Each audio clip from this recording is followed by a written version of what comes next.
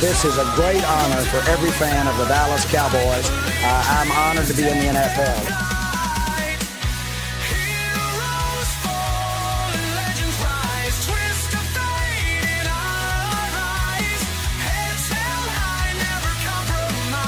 What can I say? Mamba out.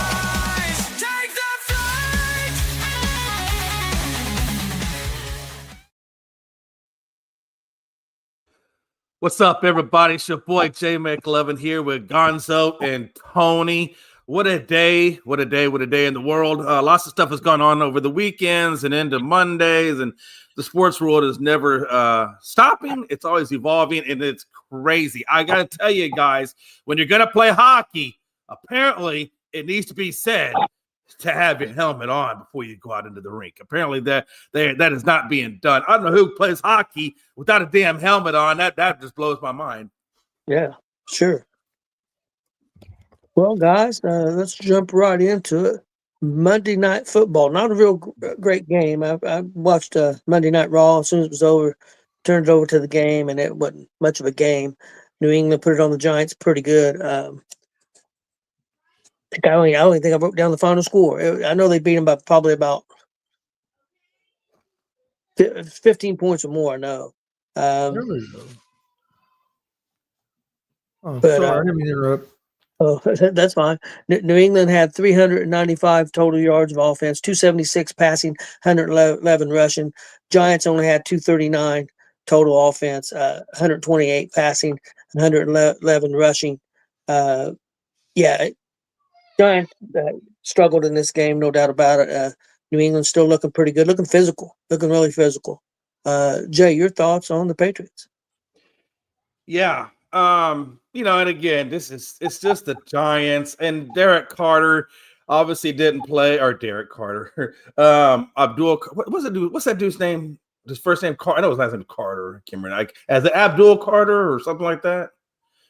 Anyway, Carter missed that first. I think it was the first quarter. I think they said he was tardy, so they held him out that first quarter.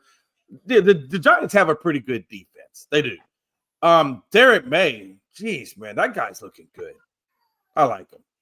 The more I watch him play, the more. I hate the Patriots. I can't stand the Patriots. But May is looking really good. They had 2 touchdowns, no turnovers, and that's a pretty decent defense over there. So the more I'm watching them, Stafford's probably going to wind up getting the MVP. Not taking anything away from Jonathan Taylor. Guys have a hell of a year. But I think Drake Maye, man, he's looking pretty. Or Drake, I keep saying Derek. Let's say, who the fuck is Drake Maye? I know. Apparently, I like Derek. Everybody's first name is Derek, and I just get their last names correct. So just don't worry about the first name. Just worry about the last name. And yeah, it's only the name on the back of the jersey that matters. Okay. So I tell you what, it's hard out here in the world. No, but my point is, I do think Maye is fastly making a point.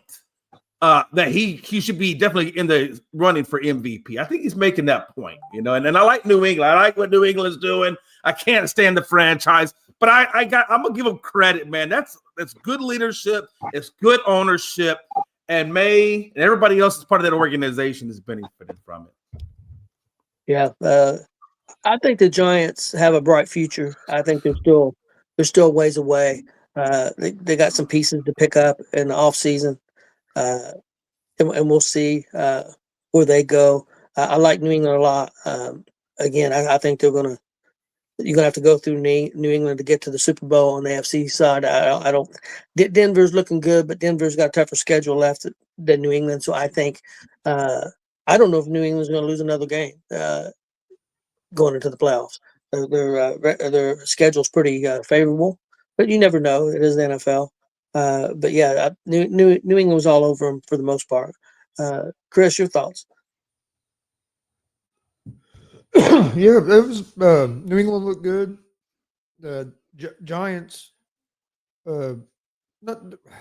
Giants are better than what the record. I think they're a better team than what the record has been. Injuries have hurt them. They're a young team that's still learning how to close out games, and we've seen that a lot this year. Didn't see it much last night because they got pretty much beat on, but we've seen them have big leads and let them go. They're just a young team that's still figuring some things out. But no, I thought the Patriots looked good. That defense is playing physical. which I like to see. So yeah, Patriots done what they needed to do, took care of business, and get ready for next week. One thing I do want to add in there is I felt like the Patriots are really playing on all three phases of the game, right? I felt the defense did a good job. I felt like the offense is doing a good job, and special teams is doing a good job. I mean, they got that 100-yard punt return yesterday for by Jones. I think that was like his second punt return for a touchdown. And I just feel like that's a team that's really clicking on all three phases, right? So I'm curious to see where they go from here.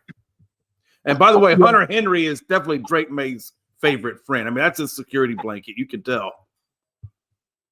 Yeah, New England's getting more and more confidence too. You can tell they're getting more confident. They're going to be a tough out. I mean, I don't know if they're going to win the Super Bowl. I don't think I would predict that. I think they're still not quite there yet, and this favorable schedules help them. But hey, you play what's in front of you, and they are getting better every time they go out on the field. So who knows? We could see them in the Super Bowl. Guys, I want to talk some other NFL stuff, some teams, and get your takes on it. We talked about New England. Chris, let's talk a little bit about our Indianapolis Colts, and then we'll go to Dallas, and we'll talk some other teams. The Colts are 8-4. What do you think the biggest reason is that we've lost 3 out of the last 4? And what do you think we need to do to get back on track? I think the biggest thing is we just have to get back to our identity, what our identity was at the beginning of the season, and start running the ball. We're starting out these games like the first quarter last game was all passing.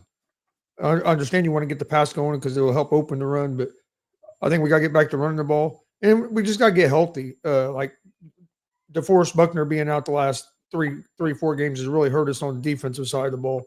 Our defense has done a good job holding teams to field goals, but they're being able to possess the ball because we're having trouble stopping the run because we don't have Buckner there in the middle like we're used to having. So I think getting Buckner back will help the time of possession out a lot on that. I think our defense will be able to get off the field a little better. And but other than that, I mean, we didn't play bad against Houston. We could have won that game. I still think we passed up points too much. Nobody's talked about it, but we passed up a field goal in that first quarter, and that came back to haunt us at the end of the game. Nobody's mentioned that, but we went for it on like 4th and 2 and got stopped. Didn't get no points on that drive. Got stopped like on the 10-yard line. You take that field goal, it's one thing to be aggressive, but early in the game, if you have a chance to score points, I think you need to score points.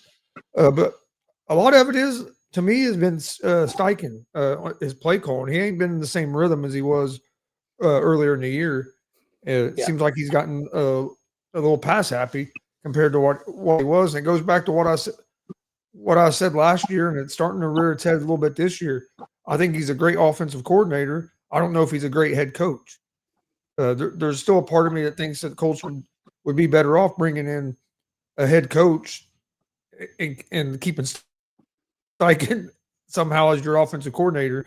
I think you'd be in a better position. I think we need more at a head coach. I think you need more of a facilitator, a guy that can a leader, but he can let his offensive coordinator, defensive coordinator, everybody do their job. And I think getting a leader at that position would help the Colts. I think Steichen's usually a great play caller, but I think when you add in everything you have to worry about as a head coach as well, I think sometimes that affects him a little bit.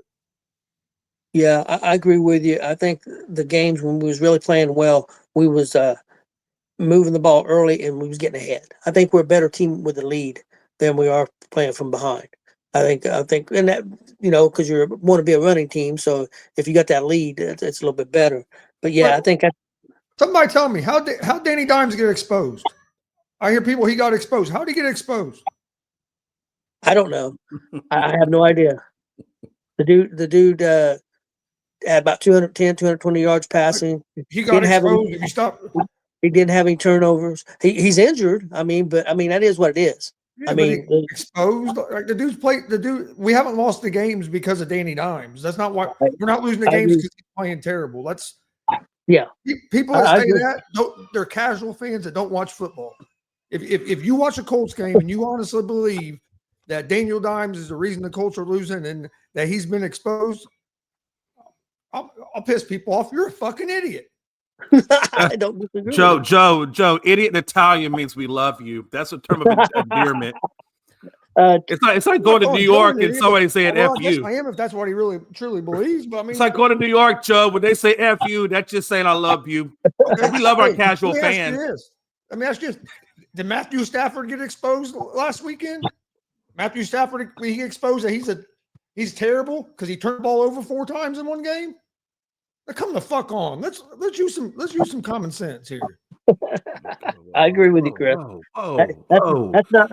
Whoa! That was when I found my job for this network. It did not say common sense because it said common sense. I was done. It said lack thereof, and I'll vouch for you there. Let's not talk common sense here because I'm the least common sense person in the world. Okay, Jay, I want to get your take on your Dallas Cowboys. Yeah. Of course, season didn't start off great, but you guys have turned it around the last 3 or 4 games, playing a lot better football, 6-5-1. What are you thinking about your Dallas Cowboys, real quick?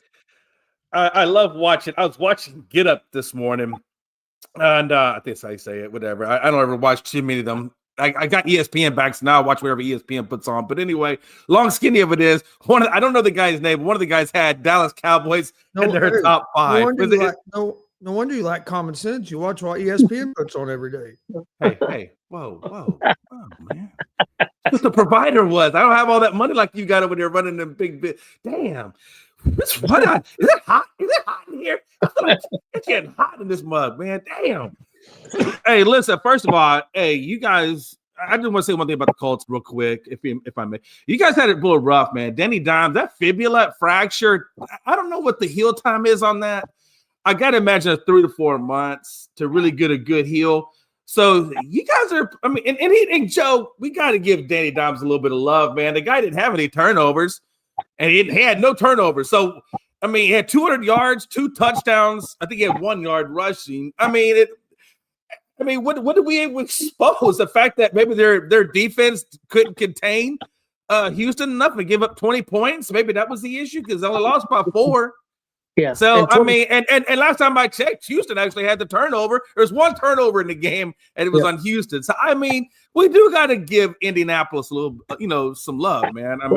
Danny Dimes didn't hurt them. That was defense more than anything. You got to give Houston credit. Houston's defense played very well, and they're only averaging giving up 16 points a game. Guess what? Colts got 16 points.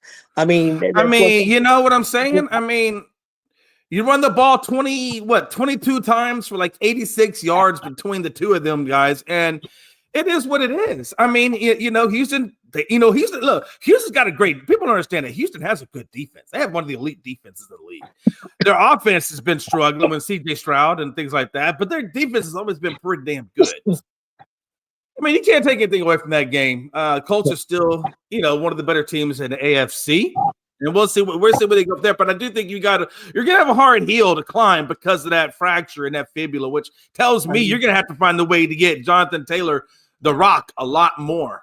Yeah. Whether it be in the flat, you got to figure out different ways to get him running the ball so they don't target you too much. But they're gonna have to do some misdirection, whatever it is they got to do to cover up that fibula injury by Danny. I think that's the only concern I have with the Colts, really. In terms of the Cowboys. Man, look, we took out Philly. We took out the Eagle. We took out KC. Philly's not looking good right now. So I don't know how much I really can put into that win, even though I'm a Cowboys fan. And Joe, I am a Cowboys fan, but I'm also a realist.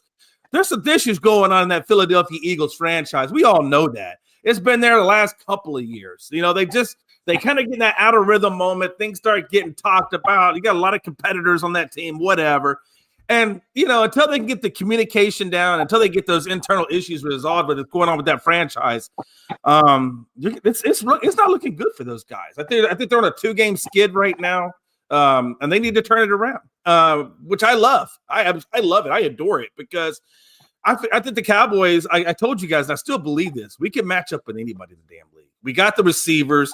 I got the tight end. I got a good O-line. I got a quarterback. And apparently I got some good coaching. I didn't know what to think about this coaching, but the coaching hasn't been bad.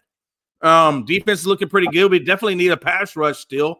And the secondary is our weakness. And so, those are the two biggest issues for the Cowboys. But I like what they're doing. I like the direction they're going. And Chris, Gonzo, and Tony, we've talked about this talent versus culture. Maybe culture can help the Cowboys out. Maybe Ben Schottenheimer is establishing a culture there. And sometimes you get that culture from the most unlikely of sources, because I didn't see Schotty being, this type of coach, but he's got the Cowboys winning, so I ain't mad at it. Yeah, I mean, Dallas has had some injuries, and they've pulled through. They're looking pretty good. I don't know if they'll make the playoffs. I think the chances are looking a lot better. I mean, with Philly losing, that don't hurt. I mean, you still got a shot at that division. So, I mean, and you got a shot at the playoffs. Right now, if the season ended, you wouldn't be in.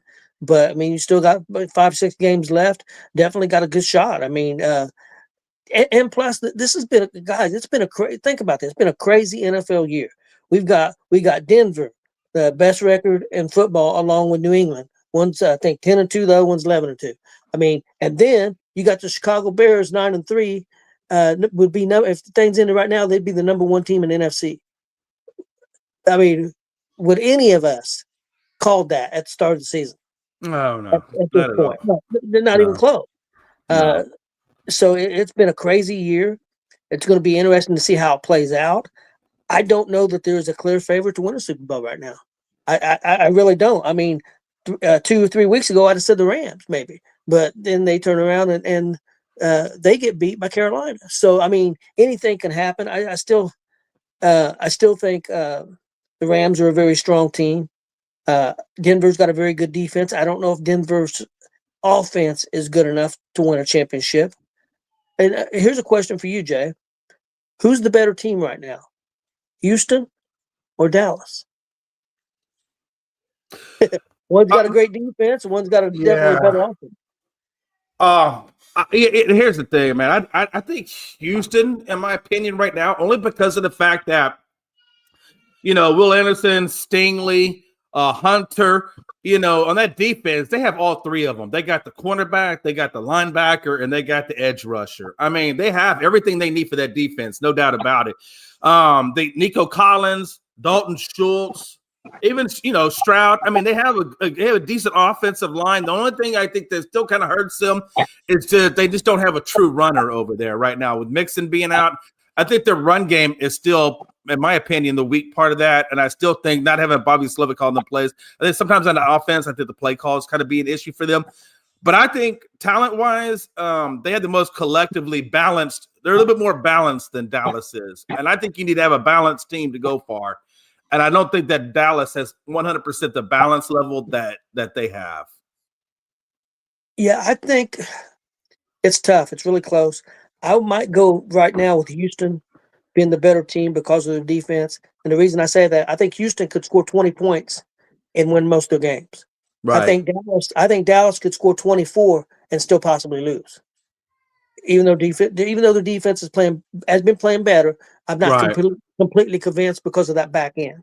So I would give maybe Houston just the slightest of edge. I'm good with that. Yeah, I agree. Chris, and again, not having Tank Dell, people don't understand that on that receiving side, right? Nico's great, but Tank really helps take some of the pressure off Nico. It really opens up that. But not having Tank Dell, your wide receiver 2, and not having your running back 1 has really hurt that offense a lot. Chris, who would you pick, Dallas or Houston? Which is the better team?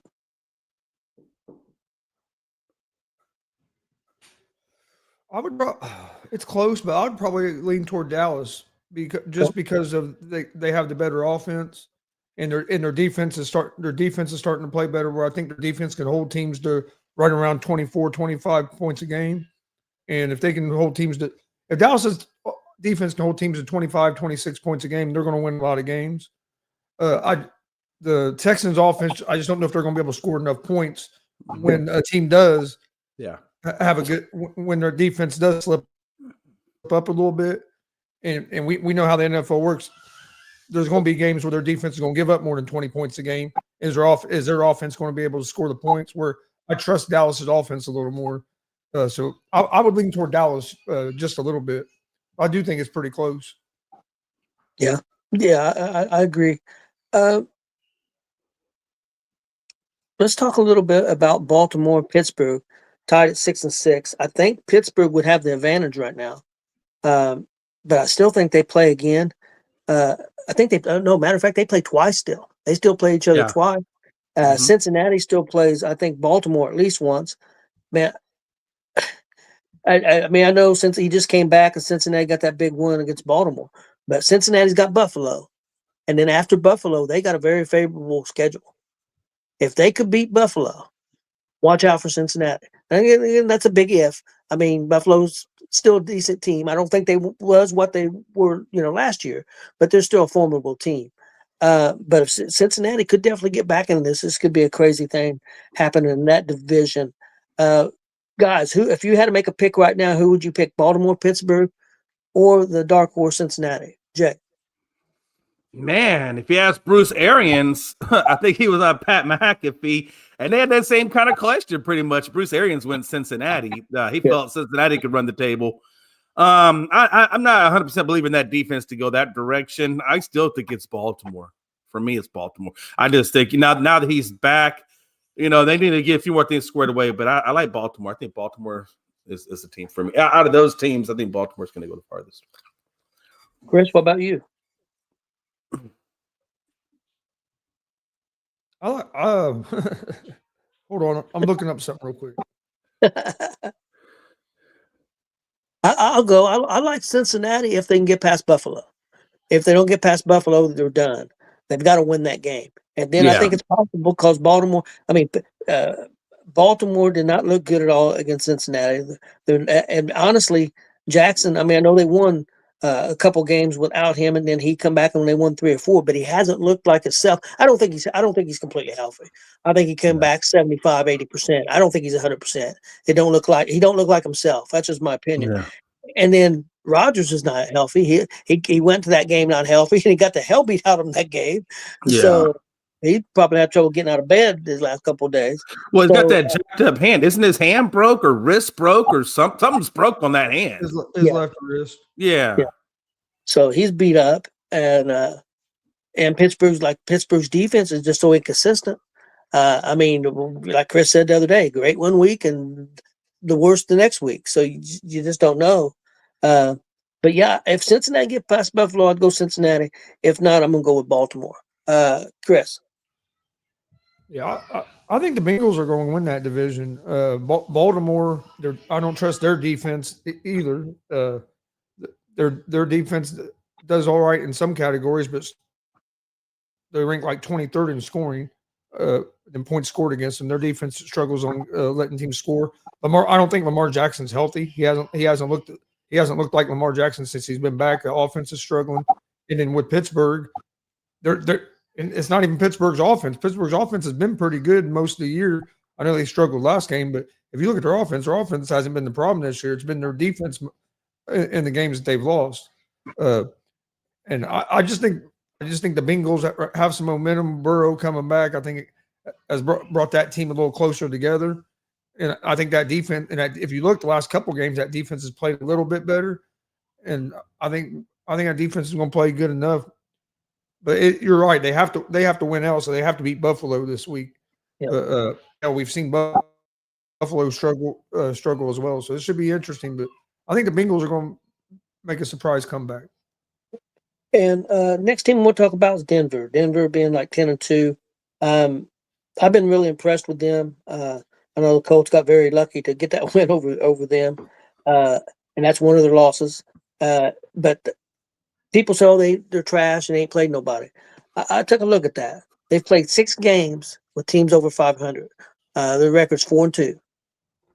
New England's played 4 teams that's 500 or better, and they're 3-1.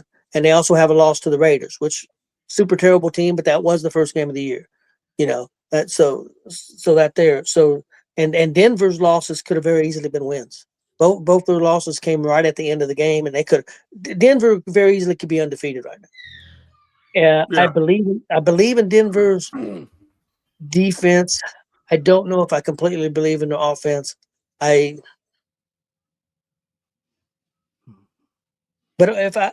Okay, Chris, let me ask you, and then we'll go Jay, and then I'll answer.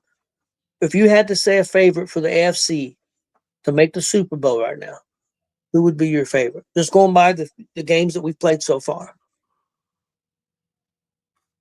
Oh, the AFC? Yes. Well, I'm gonna lean on Denver on that one. I just don't feel like I still feel like New England they're stacking up some wins. I'm going with Denver on that one. Okay, Chris. Oh man, that's close. But honestly, I'd probably go. Man, it's tough for me because I like Denver, but yeah, they could very easily be undefeated, but they could very easily have a 500 record too because they won a lot of those games right at the end. They pulled a couple games as out. well. The offense usually looks bad for 3 quarters and then plays good in the 4th quarter. I'd probably lean toward the Patriots right now. Yeah, I'm gonna go. I'm not sure. I think New England would have the advantage right now. I know they got this basic. Well, New England's played one more game, so I think they've got the advantage there. But they're both only lost 2. I think whoever gets the home field advantage out of those 2 teams would be my favorite. So right now I would say New England, but I think if Denver got the home field, that's a very tough place to play. I would go with Denver as the favorite. Okay, guys, who would be your guy? Who would be your team in the NFC? Right now, Jay. You've got the Bears 9-3. You've got the Rams 9-3. Seattle 9-3. Green Bay 8-3-1. Philadelphia 8-4. San Francisco 9-4. Tampa Bay 7-5. And then teams that are not in right now, you've got Detroit 7-5, Dallas 6-5-1, and Carolina 7-6. Yeah, one thing I like the most, I always say defense, man. Defense is such an important thing. And what I saw Seattle do to the Vikings was, it was ridiculous. Vikings didn't get a point. They didn't get nothing. They had barely got any kind of yardage. You saw them barely on the field. That was all Seattle when they played Minnesota last week. Darnold, he still has a little bit more work to do on that offensive side. That's not flowing as smooth as I thought it was going to flow. When Rashid Shaheed got there, I felt like that was going to be like the hidden piece to really open up their offense even more, and it doesn't look like it's come to fruition like that. So I'm still kind of a little bit iffy on their offense, but I'm going to roll with Seattle on this one. I think Seattle right now in the NFC, yeah, I still have them at number 1. I got the Rams probably at number 2, but I got Seattle at 1. What about you, Chris? Rams. Yeah, right now Chicago would be number 1. Go ahead. They were the team that I liked at the beginning of the season before the season started. But then, if you look out the season, I know, they just lost that game to Carolina. But before that, they were on a 6-7 game winning streak. Like Matthew Stafford's playing some of his best ball of his career. They got their defenses right up there with any defense in the NFC as well. So, yeah, I still like the Rams a lot. Yeah, Chicago 9-3. I know I'm gonna piss people off. Some of them Chicago fans. They're gonna say, "What do we got to do?" I still don't believe in them. They're playing great, and I'm not taking anything away from them. But I just don't completely. They're way ahead of schedule, in my opinion. So that's why I'm saying now. Hey, if they win the rest of the way out, and make it to the Super Bowl, hey, be egg on my face, and I would deserve it.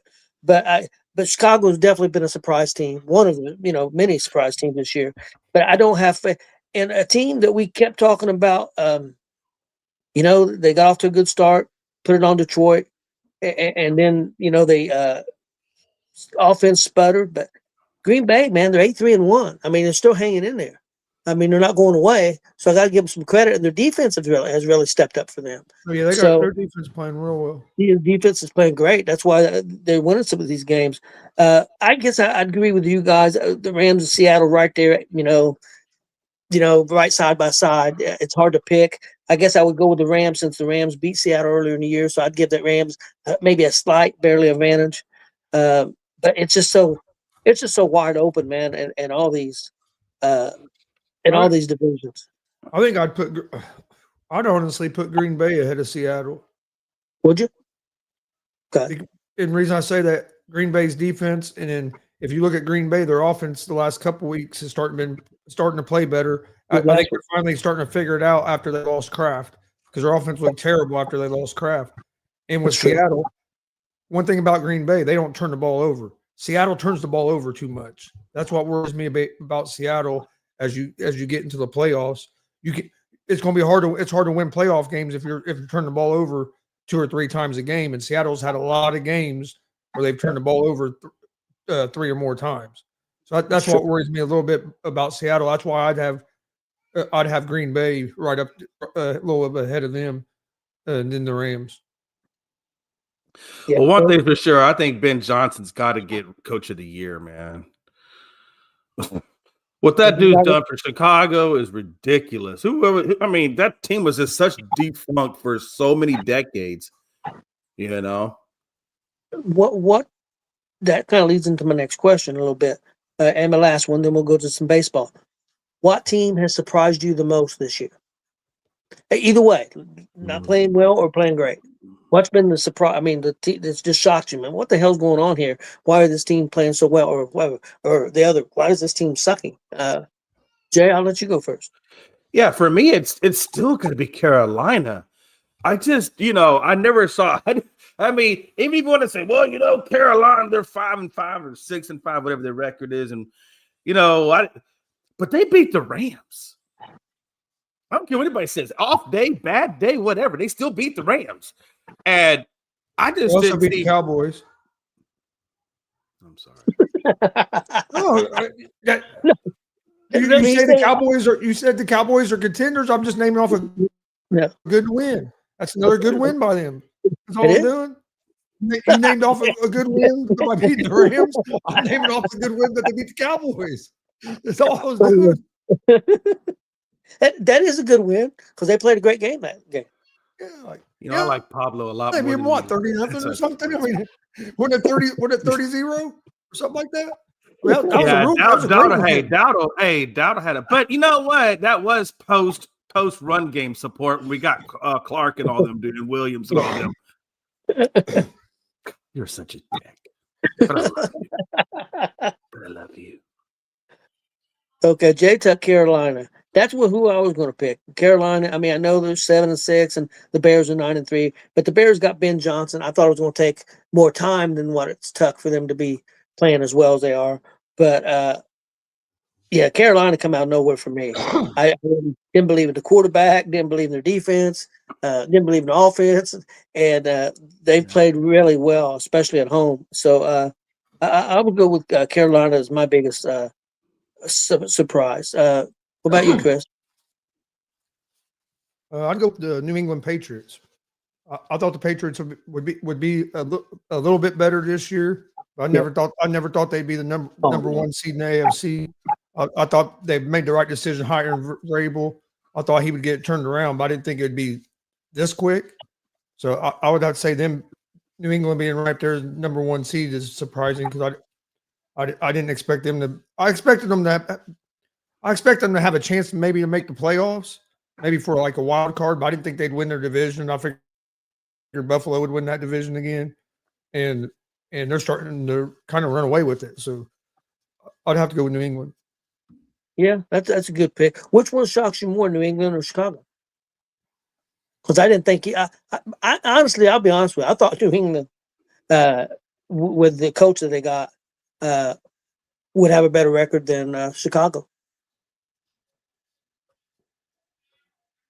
And I'm not saying I thought either one of them would be necessarily in the playoffs, but of course I didn't look at the schedules ahead of time or anything either.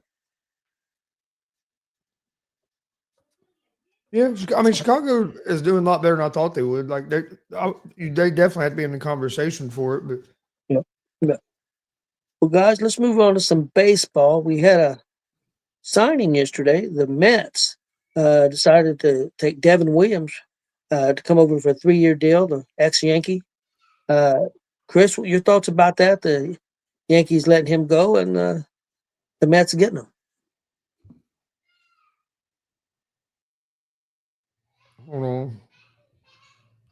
I pressed the wrong button. There we go. I mean, that's just the Mets have been taking Yankees players every year here the last couple of years during the offseason. They took Soto last year. Now they're taking a pitcher this year. But I don't know why they keep doing that, because it hasn't seemed to work out for the Mets either. Because they didn't get nowhere last year. But no, I mean, I think it's a good move. It's going to help. It should help them. But the problem with the Mets is, it seems like every time they make moves to try to help themselves, either they get some injuries or something that derails everything. They ain't had no luck with making moves and guys staying healthy and being able to their plan to come to fruition. But no, I mean, I think it's a good move that's going to help them. Is it going to get them to where they want to go? We'll see. But yeah, baseball's so hard. You can make all the moves you want, and I mean, you never know. Just because you spend the most money doesn't mean you're going to be good. So that's true. Jay, your thoughts on the Mets getting that relief pitcher, Devin Williams? Yeah, I mean, the guy is 31. Last year, he was 4-6 record, 4.79 ERA, 90 strikeouts, 1.13 WHIP. You look at the numbers. Devin Williams. I know Frankie wasn't. I don't think Frankie was a big fan of Williams. 4 year, was it 4 years, 75 million? I think something like that. If I'm not mistaken, 3 years, 75 million. I thought it was 3 years, 50, but you might be right. It was 3 years. I know that. 3 years, 51 million. 3 years, 45 million. So he signed a 3-year, $45 million contract. That's roughly about what, 15 million, something like that. Yeah, 15 million a season.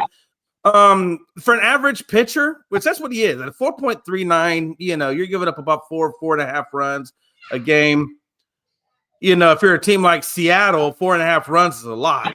So I think it depends on your offense in terms of how you view that pitcher. I view him as a middle of the road type guy. I don't think he's not a needle pusher. He's just an innings eater, I think. And so, 45 million for an innings eater, yeah, I'd probably take a shot on that, because he's not that expensive. Yeah. Okay, guys. Next up, I seen a list the other day, and I thought we'd talk about it a little bit. This is the top 10 pitchers. I believe they're all pretty much starting pitchers. Some of them have done a little bit of bullpen work too, but they also started that are available, and they ranked them. The number one was from Houston, Valdez, 32 years old, left-handed pitcher. He was 13-11 with a 3.66 ERA. He was rated number one. Number two was Zach Gallen, 30 years old, right-handed pitcher, 13-15 with a 4.83 ERA. Next up, Philadelphia Ranger Suarez, 30, left-handed pitcher, 12-8 with a 3.20 ERA. Next up is Boston. I don't know if I'm gonna say this name right. Lucas Gugalagli. I don't know. Gugalagli. 31 years old, right-hand pitcher, 10-4 with a 3.41 ERA. Next up, number 5, they had ranked Chris Bassett, 37-year-old, right-handed pitcher, 11-9 with a 3.96 ERA. Number 6, from Texas, Merrill Kelly, 37-year-old right-handed pitcher. He was 3-3 with a 4.23 ERA. Number 7 from Toronto, Chris, help me with this name because I can never say it right. Max, say the last name for me. Or is it Scherzer? Yeah, Scherzer. 41 years old, right-handed pitcher, 5-5 with a 5.19 ERA. Number 8, San Francisco, Justin Verlander, 43 years old, right-handed pitcher, 4-11, but he did have a 3.85 ERA. So Giants didn't give him a whole lot of help with the hitting. Number 9, San Diego's Michael King, 30 years old, right-handed pitcher, 5-3 with a 3.44 ERA. And last, number 10, from Cincinnati, Nick Martinez, 35-year-old right-handed pitcher, 11-14, 4.46 ERA. He can eat up innings for you, and he also started and did middle relief for the Reds. Jay, Yeah, you guys got Valdez. You think? I know you said earlier you think that Valdez may be out of Houston. Is there anybody on that list you'd like to see Houston replace him with? Yeah. In terms of the money, the age, and the ERA, I'd go for Ranger Suarez. I think because Fromber had a 3.66, I think, or something like that last year at 32 years of age. And I know he's going to be more expensive than Ranger. So I think we could go for Ranger Suarez, probably get the same amount of production and maybe a little bit less price, which, we all like cap-friendly deals, or not like cap baseball, but we all like, financially friendly deals. Dana Brown certainly likes friendly deals. So I would go Ranger Suarez. Well, one reason Valdez was at number one, the list said, is because of his playoff pitching. Pretty good. I've also seen him melt down in the playoffs too. Fromber, he's very emotional. What was the ranking for? The top 10 pitchers that are available free agents. Yeah, I would say Suarez would be a good pickup. That guy from Boston, Giolito, he was 10-4 with a 3.41 ERA. He's only 31.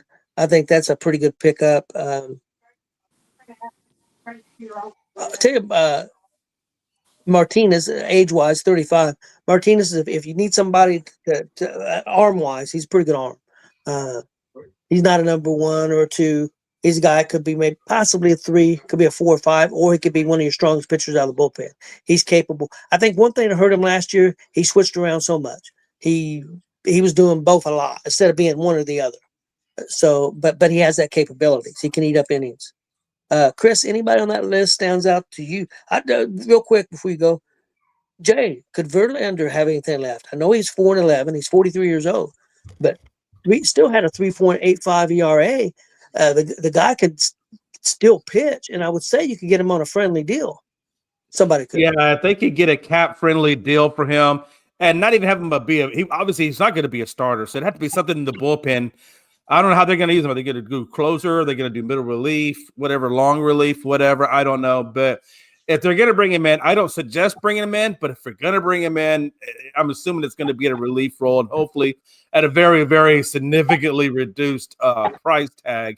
I have seen Gallen, the pitcher out of Arizona. Dana Brown says they actually have been linked to him as a plan B. For in case they do look Fromber. So look at maybe a guy like Gallen. If they don't get Fromber, they may go after him. Chris, anybody stand out on that list that you think would be a good pickup for somebody? Valdez would be a good pickup for somebody, but out of the other ones, I like Merrill Kelly from the Rangers. Yeah. Well, he was injured some though, right? Yeah, he only 2-3.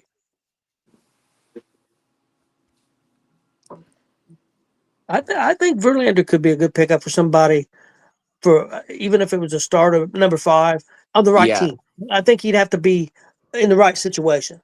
Emergency purposes or something. Yeah, like I said, even like Jay said, middle relief, or like I said, he could be a 5th starter. I think he's got that veteran leadership. I think on the right team. I'm not saying for every team or any team, but I think in the right. And like I said, the biggest thing is it'd be a team-friendly deal. So I think he could be a pickup. I think Suarez would be the guy that if Chris, if the Reds could get anybody on that list, would you go Valdez? Would you go Kelly? Would you go Suarez? Yeah, probably either Valdez or Suarez. Okay. And do you believe some of the rumors going around that the Reds might be shopping around?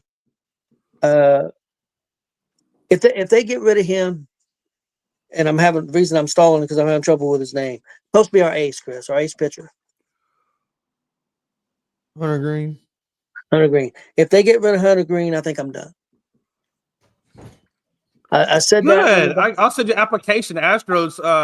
We have a couple of vacancies open right now. When they got rid of Castillo, I almost left. Yeah, I'm still upset about that. If they trade Hunter Green away, unless they was get a package like the Dallas got when they on the Herschel Walker deal or something like that, then I might be done. I might be I don't know who I'd become a fan of. It sounds like a Castellini kind of move, though, so you might want Uh, to get ready, Tony. I might, if I hell of a will suffer, I'll just go be a Pirate fan. Hell with Shit. it. Ah, Nah, I you don't should be a think they're Cubs going. fan. I don't think they're going to trade him. I think that's just Bullshit. some I rumor can see you being a bullshit that Cubs fan, Tony. the media came up with. I don't think they're it don't make no it don't make no sense to. Don't Yeah. me. Tony should be a Cubs fan. Nah, I'd never be a Cubs fan. I'd be a White Sox fan, and they're terrible. But Yeah, I'd be they're a White Sox worse. fan for a Cubs fan. Glenn, anybody stands out to you on that list that you think would be I a good would, pickup? yeah, I think for Reds, Valdez or Suarez would be a good pickup, or Merrill Kelly. And Chris, I'm gonna need your help on this. I did see an article yesterday, that the Pirates are interested in a pretty good ball player. I don't know how much he's got left in the tank. Used to be a Red outfielder. We really liked him. He was a really good outfielder, really good hitter, and then he left. I think he's with St. Louis now, or maybe Philadelphia. Castellanos. oh, Nick Castellanos. Castellanos. Yeah. Yes, Yeah. Pittsburgh is acquiring about him, trying to get him. Wow. I know Too Philly late. sports guy would be happy if the Phillies got rid of him. He's not a big Nick Castellanos fan. Yeah, there were some rumors that Pittsburgh are also interested in, which I think he's going to stay with Philadelphia. The one big bat for them, but there's rumors that there's a lot of talk. Again, it's talk that Pittsburgh is going to try to get some bats on that team. Shit, they need a lot more than bats. Wow. I'll tell you that right now. Well, they've got besides Skeens, they've got a couple other pretty good arms. Yeah. And they've got another one down in the minor leagues that's pretty good. I think they feel like they've got the arms coming, and I think they want to keep them, especially Skeens. So I think they're saying if we're going to keep him, we're going to have to start money. building this team. We're going to have to start building this team and give him some help. Where here's the guy who's the Cy Young winner, but can't win 10 games because the rest of your team sucks. That's putting it mildly, but yeah. They are, man. They're terrible. Well, Castellanos Terrible. would be a good pickup. He's a good player. Yes, that would be a good pickup. I mean, I think the Pirates fans would be thrilled, and that's what sucks because I think that from everything I've heard that Pirate Stadium is an excellent stadium to see baseball in. I heard it's beautiful, one of the best stadiums in baseball. So let's fill up that stadium and let's build a Yeah. team. Instead of having 50 fans come out, Yeah, 100%. Well, guys, anything you guys got before we get out of here? I do not. Yeah, we get to find out the college football playoff bracket tonight. What time is that, Chris? Do you know? Probably 7:30. I'll have to look because it switches every damn week. One week, some weeks 7, next week it's 7:30, 8:30. Next week it's 7:30. They do it in between. They were doing it. Yeah, they were doing it at 7. So I was trying to be on top of it. Then the next week it was at 8:30. I'm like, and it was at 8. Like, Yeah. so I'd have to look it up. I'm not. Yeah, I'll have to look it up. But I gotta get off here, and I'll see you guys tonight at 10. All right. Sounds good, man. I heard an idea today, and I'll get your guys' opinion on because I think it would be. I think it's a good idea, and I think it would. There should be the college AP poll should be no rankings for preseason. I agree. And the idea, if it's the same one that you heard it that I heard, that they shouldn't rank anybody until after 5 games in.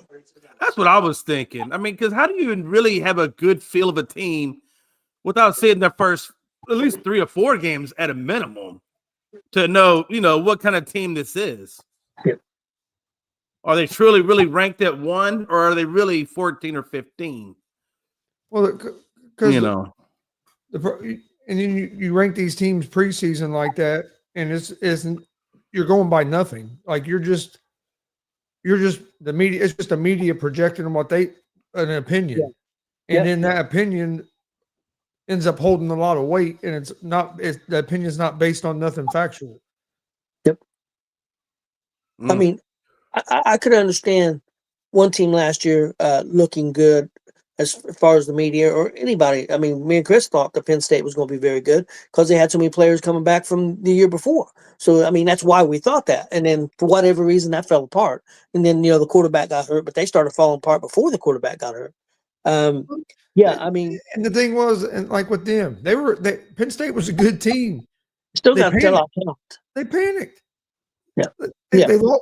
They lost a game in overtime to Oregon that has only lost one game all year, and you lose that game in overtime, and they panicked, and then they had a bad week the next week, and then they lost their starting quarterback, and then you fire your coach and done everything because you cater to your fan base, but that. And you saw they played some good ball after that. They had a talented team. They lost to a good team, and then it was like everything around them. They just panicked. Yeah, and the statistic I seen on that, Chris, and it proves your point to a certain degree, is if you go back and look at the top 25 teams that was ranked to start the season, 12 of them are not even ranked anymore. 12 of those of them are in the teams, top 25. yeah, the top 25 are not even ranked in the top 25 anymore.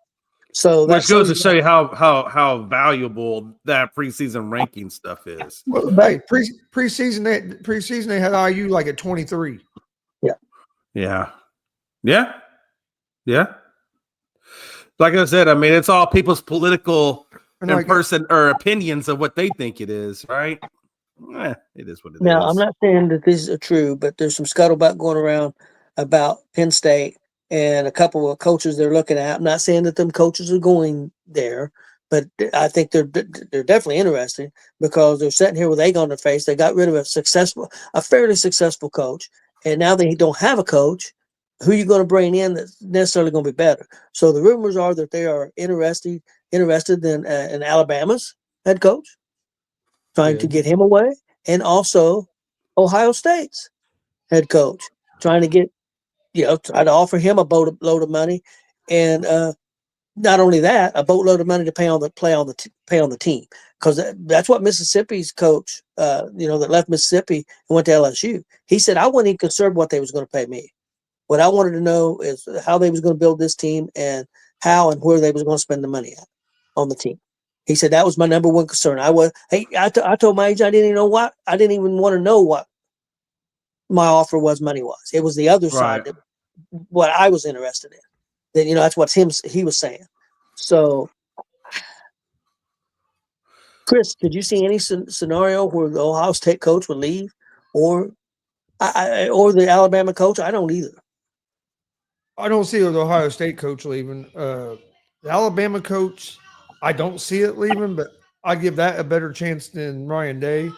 And the reason I say that about DeBoer is because DeBoer's only been in Alabama for 2 seasons, and there was some reports at the beginning of the season that he might have not be enjoying it there as much as he thought he would. So but I don't think he'll leave. But if out of them two, I think there would be a better chance for DeBoer than Day. I don't see Day leaving. Why if you're Ryan Day, why would you leave Ohio State? Ohio State has just as much money for players as any other college. More. Yeah. I mean, like you're at one of the best programs in the country. Why would you leave? I don't see him leaving Ohio State. I don't see DeBoer leaving Alabama either, because DeBoer's just now getting where he's getting his own recruits and everybody in there and getting his name on it. And I think DeBoer's a real good coach. I think he'll do good at Alabama. So, yeah, it's going to be interesting. But, yeah, out of them two, I would say DeBoer over Day. Well, just like, Penn State, they haven't named a coach yet. And we're going to talk. I'm going to talk tomorrow. Rumor is they're going after the BYU guy. Okay.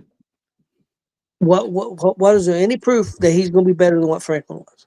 No, I'm saying they're. I'm not saying that. Yeah, I'm saying that. Yeah. That's the thing that kills me. No, there's about. That's the guy that they're talking about. But I don't know if they'll be able to get him to leave, because he's a BYU alum, and I think he has his dream. I think he has his dream job. So I don't know if he'll.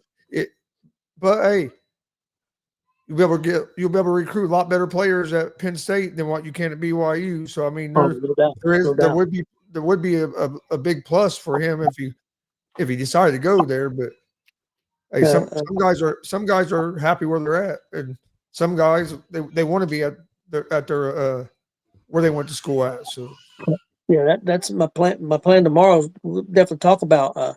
There's been already like 8 or 9 coaches that have went to new teams, and we're going to talk about some of those guys and where they went, and we'll talk about that tomorrow. Also, college football rankings will be a big discussion, I'm sure.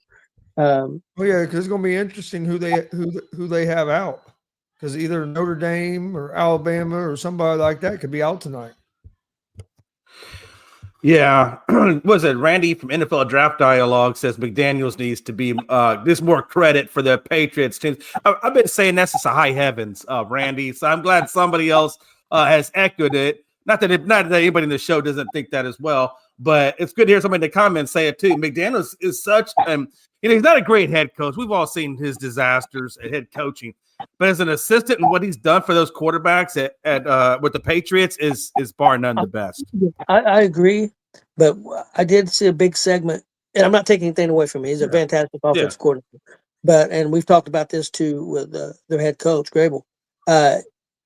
They did a big segment on TV Sunday about the culture, about how he's come in there and completely to change that culture, and the team is bought in.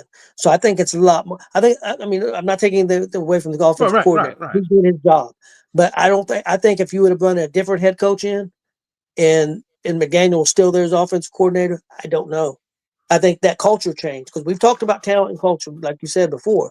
I don't know where they would be. I'm not saying the offense wouldn't have made strides. I don't know if the whole team would have made the strides because of that, because Grable being such good with culture. Well, and let's be honest, it's not like the Patriots don't know what good culture looks like, right? I mean, they've had good culture for 2+ decades. So I think Robert Kraft knows the type of people he's looking to bring in, that he wants to continue that culture, which is 100% why I think Vrabel got that job and why I think Josh McDaniels is back. It all goes back to what you said. I think they are trying to go back and recreate that old culture. And I mean, let's be honest, this is the first time that they've been number one in the league since Brady was there. Yeah. I mean, it's been 6 years. And the fact that they did it so quickly and they've rebuilt and got this team name back up so quickly is crazy to me. But that goes back to good ownership, right? And Jay, you talked earlier about Ben Johnson being, probably coach of the year. You can't count out Grable. Oh, no, absolutely. No, I only said Ben Johnson because of the fact that he went into a place where they don't even know what winning looks like since Dick, whatever his name was there, Yeah. So it's been a long time for those guys. But no, I tell you that we're going to talk more about this tonight. Randy from Draft Dialogue, appreciate you stopping by, man. Come back tonight, 10 Eastern, 9 Central. Even though we say 9 Central is the fake time, it is 9 Central, 10 Eastern. And we can hear us talk more about this. I'm sure we're going to talk a lot about coaches tonight, teams tonight. We'll definitely talk about the AP. I know we'll definitely talk a little bit about the AP. Well, we'll bring up the AP real quick when we come on. But tonight's the NBA. Tonight's basketball. That's right. Damn it. That's why Chris was laughing at me. I was wondering why Chris was laughing at me. Tonight's the basketball. We'll talk a little college basketball and NBA basketball tonight. And then Thursday night, we got NFL. Yes. Remember when they had the egg? This is your brain. This is your brain on drugs. Take that shit serious. Yeah. Take that shit serious. Hey, Randy, I appreciate you, man. Randy says he's going to stop by tonight and sub to your channel. Hey, I appreciate you subbing, man. Yeah, we definitely appreciate that. So tonight, 10 Eastern, 9 Central, we'll get the NBA show tonight, and then on Thursday we'll get the NFL show. Yeah, that is a pretty good comp. That's good in Vrabel with their styles. Yeah. So we'll talk NBA. We're going to talk some college basketball. Randy, blame you, Randy. It's hard to take anything these days. But we do appreciate the subscribe. And yes, definitely, Randy, if you want to talk NFL, catch us on Thursday. And we will definitely be talking anything and everything football on Thursday. And tomorrow, like Tony said, tonight is NBA. Tonight we talk NBA. Yeah. Crony? Yep, and tomorrow going to be pretty much a college football day tomorrow. So tune in for that, and hopefully everybody has a great day. Stay warm if you're in a cold place like me and Chris, or if you're in a nice place, go outside and enjoy it.